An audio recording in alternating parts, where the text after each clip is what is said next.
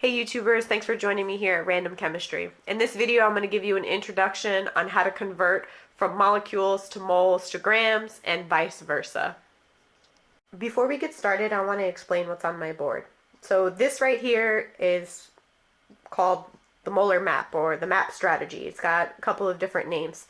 It basically outlines the steps that you need to do when converting from particles to grams or from grams to particles. As you can see, there's no easy step to go from particles to grams. You first have to convert it to moles and then grams. Same thing with grams. You can't go from grams to particles. You have to go from grams to moles to particles. So I'm going to do one example with the map strategy, and then I'll do that same example using dimensional analysis, and you could decide which one you like better.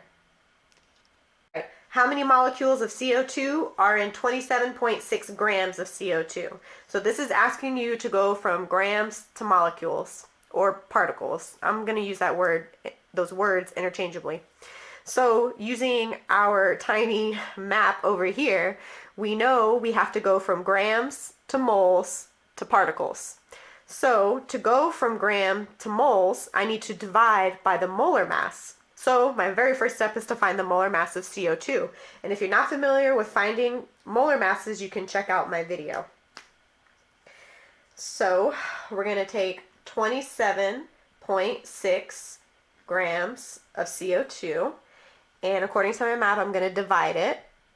I'm going to divide it by the molar mass of CO2, which is 44.01 grams per mole. When I put this into my calculator, 27.6 grams, or 26.7 times 44.01, I get 0.627 moles of CO2. Now, here on my map, I'm at the moles, and I need to get to particles. To do so, I need to multiply my moles, times by Avogadro's number, 6.02 times 10.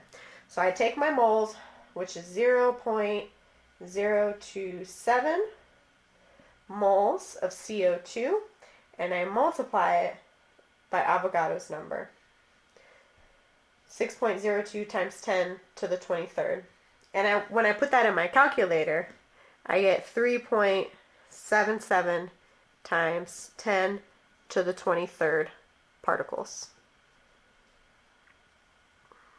So this is how many 3.77 times 10 to the 23rd particles or molecules are in 27.6 grams of CO2.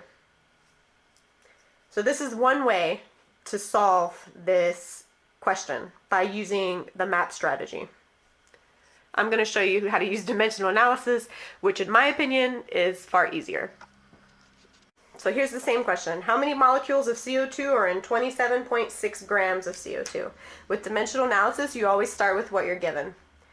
27.6 grams of CO2. And now I need the molar mass of CO2.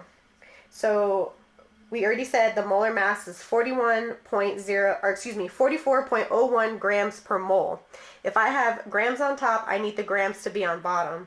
So 44.01 grams of CO2 for every 1 mole of CO2.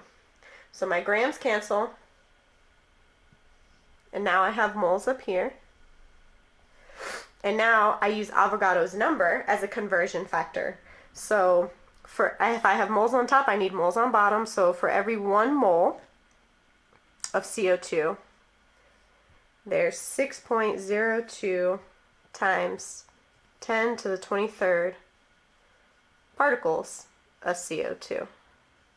So now moles of CO2 cancel, and I'm left with particles of CO2, which is what my question is asking for. So now I just plug this into my calculator. 27.6 times 1 divided by 44.01 times 6.02. And when I plug that into my calculator, I get the same answer, 3.77 times 10 to the 23rd particles of CO2. I prefer this method because it keeps me in line. It keeps everything organized for me. But you decide whether you like dimensional analysis or the map strategy. Either way, as long as you get the correct answer, you're good to go.